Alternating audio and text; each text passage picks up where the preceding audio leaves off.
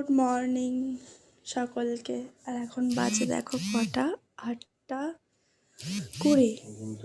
তো ঘুম থেকে উঠেই বরমশাই চলে গিয়েছিল ডাব আনতে, কারণ আমাদের বাড়ি গিয়েছিলাম তোমরা জানোই।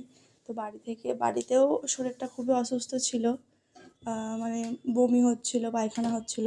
তো এখানে এসেও তাই হচ্ছে সকাল থেকে, পেট গরম হচ্ছে। বরমশাইয়ের হয়নি, এটা আমার হচ্ছে।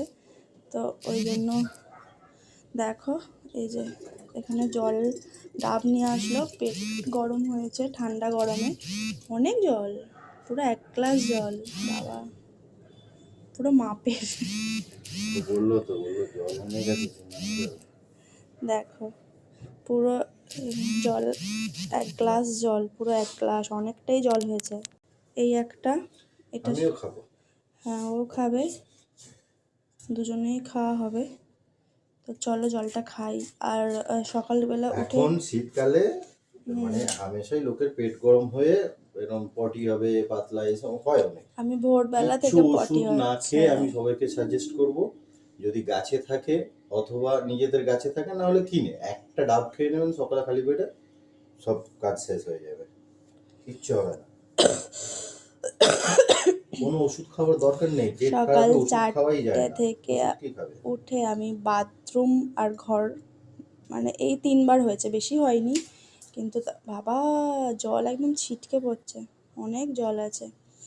তো যাই হোক, ঘরের সমস্ত কাজকর্ম কমপ্লিট হয়ে গেছে, ঘর ঝাড়ু দেওয়া মোছা সব হয়ে গেছে। শুধু কিচেনের এখানটা একটু পরিষ্কার করব, যেহেতু ছিলাম না। আর ওপর থেকে দেখো ওই গুঁড়োগুলো পড়েছে, এখান থেকে গুঁড়োগুলো পরে একটু নোংরা হয়েছে। শুধু এই কিচেনটা একটু পরিষ্কার করব, ব্যাস, তাহলেই হয়ে যাবে। আর কিছু জামা কাপড় ভিজাবো, ধুয়ে দেবো, কারণ একবারে সব হবে না, অল্প অল্প করে দিতে হবে। ও গ্লাসে খায় না, ও তো মুখ দিয়ে খেতে পারো, পড়ে যাবে অর্ধেক। ডাব খেতে কিন্তু পারবো মুখ না। দিয়ে খাওয়াটাই যথেষ্ট ভালো লাগে। আমি বাইরে খেলে সেই নলগুলো দিয়ে খাই। বাবা এটা পড়ছে তোমার, কই না, ভালোই খেতে, মিষ্টি। ওটা দুটো দু ফোঁটা পড়বেই, কিন্তু মুখ দিয়ে খাওয়াটাই সব থেকে শ্রেয়। খেতেও ভালো লাগে, কারণ এই জায়গাটা ফ্রেশ একদম, কচি ডাব।